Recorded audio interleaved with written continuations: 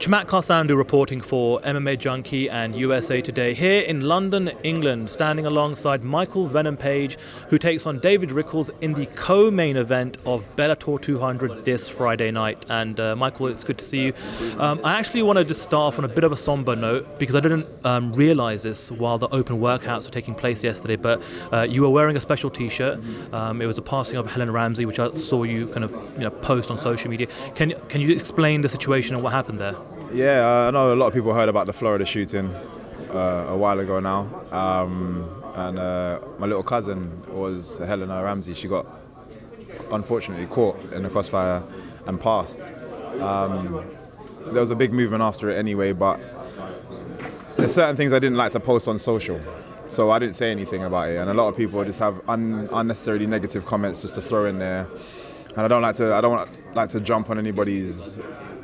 Do not take away from what's important. So I didn't post anything at the time, but I just wanted to show tribute by wearing a T-shirt from her school and the date, her date she was born and she died. And it's upsetting. Even when I talk about it now, and I spoke to the family, everyone's still upset. The mum is so strong about it. Even at the time, it was just a horrible thing to go through. My sister phoned me saying that she was missing, and they're going to different hospitals to find out if she's there, only to find out that she went straight to the morgue from the school. It's just been horrible for the family. So I just wanted to show my respect to them without doing too much, you know what I mean, and taking away from her. So they've been trying to help raise money and stuff as well. It's just amazing, just her character as well, because she saved other students and put herself in danger and unfortunately passed because of it. But it just makes me that much more proud of her and the person that she should have grown to, or she would have grown to become. So, but yeah, just love to the family and just everyone. Is this what you were referring to yesterday in terms of things that have been going on behind the scenes for the last couple of months? There's unfortunately there's been multiple things, but yeah, this is one of those things that the family have been going through, and again, it's just me showing support. But there's always something. Like I said, life can be difficult, and some people tend to forget that when they're just in front of the camera. That behind, when the cameras switch off, that there's a lot going on. But yeah, that's just one of the aspects. Well, I'm sorry for your loss, and on the theme of things changing behind the scenes, on a more positive note, I know that you signed to Paradigm Sports Management very recently. For those that don't know, led by Audi Attar, they represent some of the biggest names in the sport, including Tony Ferguson, Michael Bisping, and of course Conor McGregor. How and why did this all come about for you? It's weird actually, because my coaches are not necessarily for managers, and they usually have a lot of headache dealing with them. So they kind of, from day one to now, they help me just deal with a lot of the stuff themselves, just from their experience of being in the MMA industry. But there's only so far that's going to take me. And in all fairness, I wish I had found these guys a lot sooner. But the best recommendation they could have got was from my coach, because for my coach to not like managers and say, no, these guys are, he's worked with them for numerous reasons and just has known Audi for a long time, and says, no, if you're going to go with anybody, we're happy for you to go with these guys. And it's the best decision I've made. I swear to you, it's the absolute best decision I've made. I'm just so excited for the future now. I got to do my job in the cage as I do, but I'm so excited for the future, man. These guys are so on point, and it's good to have representation that support you in the way these guys do. Tim and Audi is just unbelievable. Tim's here today, Audi's on his way. I think he's flying in either later on today or tomorrow, and they're going to be there at the front row and center as well. But they are amazing. Well, you said you've got to take care of business in the cage. David Rickles, Friday night. Where does a win over him put you in the division? What does this win do for you? What does this fight do for you? It's always hard to say.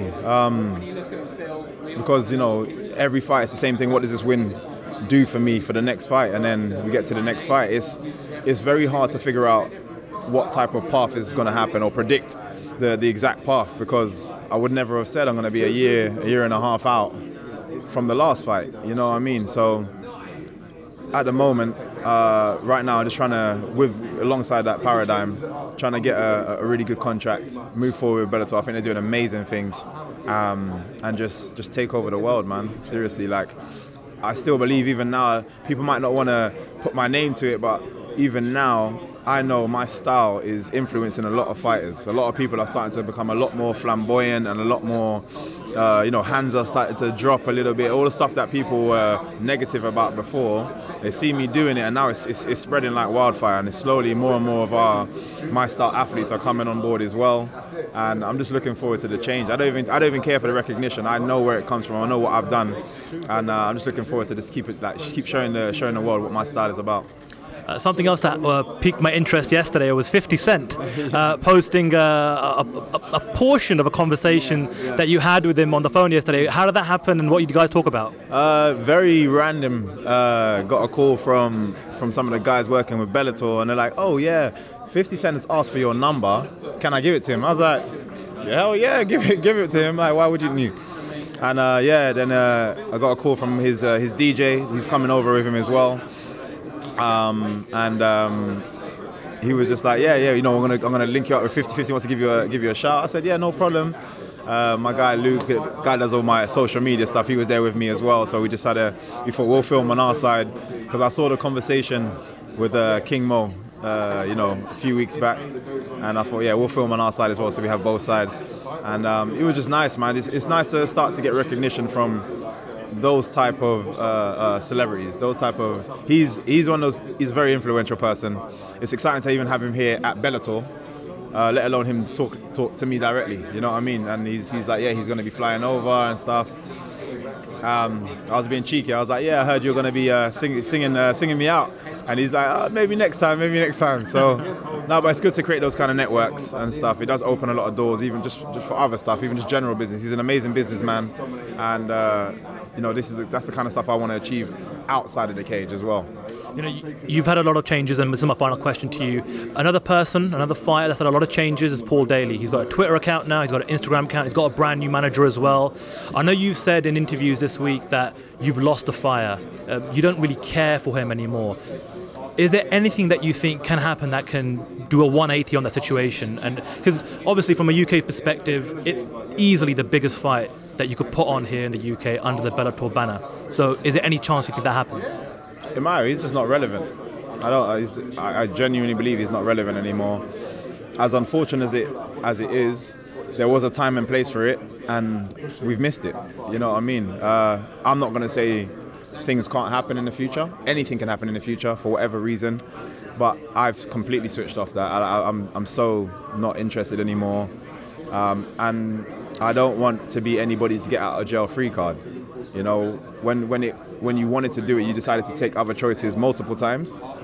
When I wanted to do it, you decided to take other choices multiple times, and now, maybe your career's not going as well as you wanted it to. Now you want to turn your attention and put the spotlight back on me. I'm not going to be your get out of jail free card. If it happens, it'll happen on my terms, and I said that from the beginning. Good luck on Friday, Michael. Thanks. So much.